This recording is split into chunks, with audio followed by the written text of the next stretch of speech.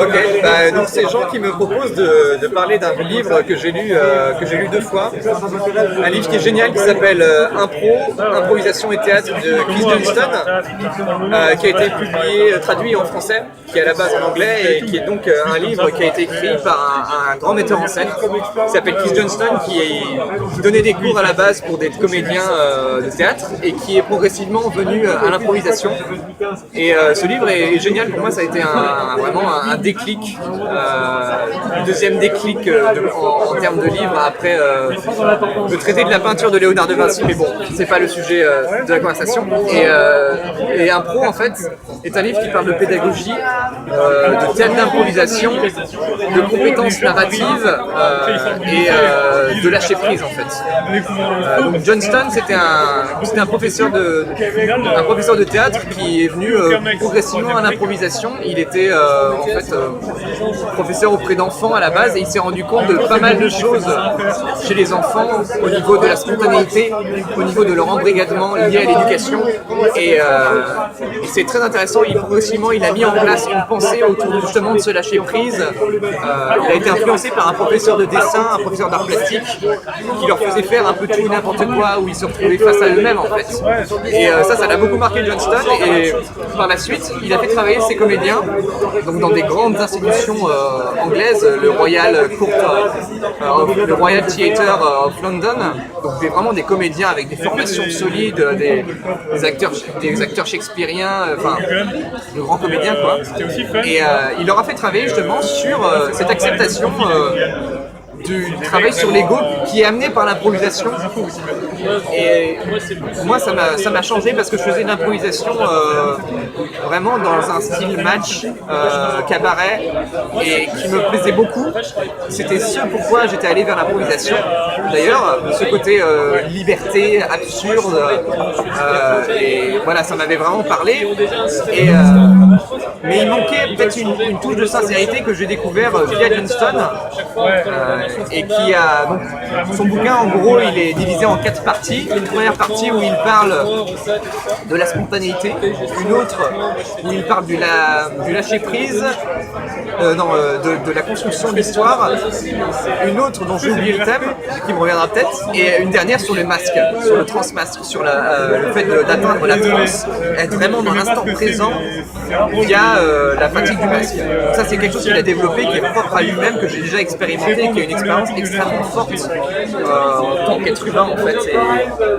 Et toute la théorie de Johnston se base sur la pratique, mais il a vraiment posé une théorie qui est nutritive en fait, qui est très nourrissante et qui part du principe que dans notre système éducatif, on nous apprend à nous mettre des barrières, à ne pas accepter l'échec, et c'est pour ça que Johnston a utilisé l'improvisation pour nous amener à accepter cet échec, parce que quand on improvise au théâtre, on se tôle, on se prend on se fait des improvisations pourries parfois, même souvent, et il faut l'accepter en fait. Et c'est un vrai travail sur l'ego, sur soi-même, sur le fait d'accepter qu'on peut faire de la merde de temps en temps.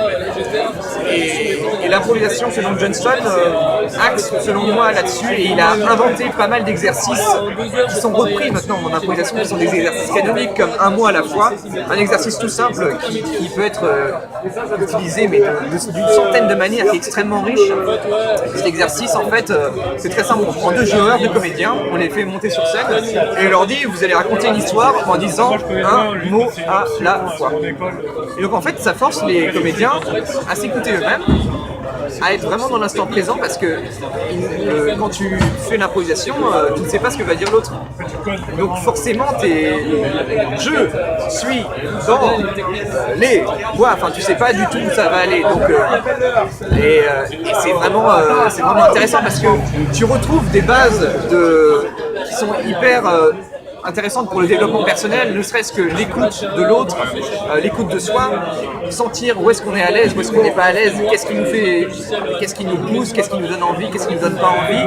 Dans ce genre d'improvisation, on le sent en fait. Et ça nous aide aussi à réincarner notre corps progressivement, parce qu'avec cet exercice, quand on le fait faire à des débutants, ils sont en mode robot, je suis dans les bois. Tu demandes après, ok, refaites-le mais en vivant la scène. Nous sommes dans les bois et nous marchons. Non, bref. Il y a une vraie portée et c'est... Moi ça m'a beaucoup apporté la lecture de ce livre, ne serait-ce que la lecture, et ça quand même c'est déjà exceptionnel qu'un livre qui parle de pratique, rien qu'en le lisant, puisse apporter autant de choses en termes de développement personnel et de pratique de l'improvisation. Et l'un des chapitres, le dernier, qui parle des masques, est en fait un chapitre qui déstabilise beaucoup de personnes, parce que dans notre société, on met beaucoup en retrait tout l'aspect trans, tout l'aspect possession en fait. Ça c'est lié à un contexte historique qui est très influencé par la religion catholique où la possession c'est le diable, on met ça de côté en fait. Il y a des exorcismes pour expurger le démon. Et Johnston a développé une technique de transmasque qu'il a repris auprès de Copo, de Lecoq pardon, qui est un grand professeur de théâtre. Et en gros, on met un masque, un demi-masque, et d'un coup, le prof vous met un miroir devant la gueule, et là vous découvrez votre visage. Tu découvres en fait ton visage pour la première fois en fait, un visage que t'as pas, mais tu sais que c'est toi en même temps derrière. Et donc devant le miroir, tu dois pousser le premier cri qui te vient à l'esprit, et à partir de ça, en fait, ton corps, c'est très impressionnant. Ton corps change. En fait, il faut se donner la possibilité, il faut se laisser croire qu'on peut être différent via la pratique du masque, qu'une partie de nous-mêmes peut s'exprimer via le masque. Et là, mais physiquement, on est différent, on devient de plus en plus incarné, on regarde les choses comme si on était un enfant en fait. Et ça, c'est une des choses que Johnston a perçu, c'est en voyant les enfants, les élèves qu'il avait, que on pouvait être intéressé par des choses très primitives en fait. Et moi j'en ai déjà fait du masque et le prof nous mettait des objets sur une table et c'est comme si on les découvrait pour la première fois. On se dit enfin, on ne peut pas parler en fait. Et ça c'est intéressant parce que souvent on reproche aux comédiens en improvisation de papoter, de parler dans le vide, et ça arrive souvent en match ou même en maestro qu'on voit deux comédiens qui sont en fait des talking heads comme ils disent en impro en Angleterre, et c'est blablabla blablabla et il se passe rien en fait, il n'y a pas d'histoire, il n'y a pas d'action. Et le masque, on peut pas être comme ça parce que déjà c'est difficile de parler. Donc quand tu fais du masque au début, t'es et tu apprends à parler progressivement. C'est quelqu'un que tu fais grandir.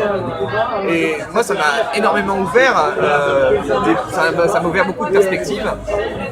Et après par contre toute la difficulté c'est de pouvoir revenir sur scène en mettant le masque sans avoir de masque quoi. C'était dans les coulisses et tu te dis bon bah j'y vais et je sais pas si tu le mimes mais tu essayes de retrouver cette spontanéité, cet état, le fait de vivre l'instant présent qui est propre à l'improvisation en fait.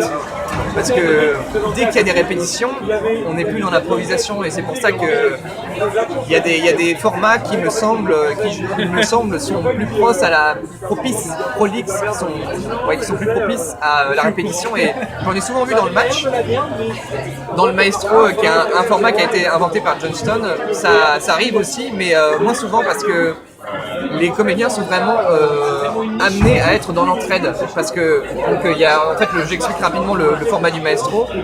Tu as 12 comédiens sur scène, chacun un numéro, tu as 2 metteurs en scène et les metteurs en scène tirent au hasard des numéros, voilà, genre numéro 1 et numéro 12, venez sur scène.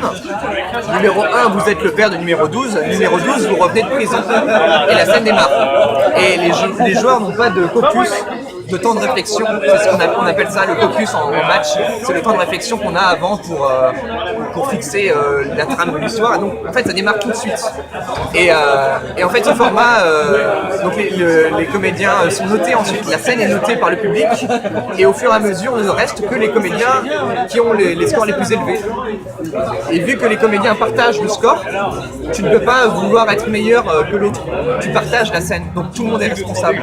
Et le spectacle varie, parfois il y a des scènes pourries, parfois il y a des scènes très bien, mais ça évolue globalement en qualité et à la fin ne reste les comédiens qui ne sont que les plus engagés et c'est vraiment le public voit parfois des des scènes pas très bien, des scènes très bien, mais c'est ce qui fait le cœur, à mon sens, de l'impro.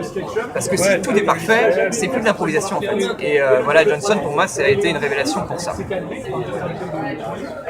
Merci.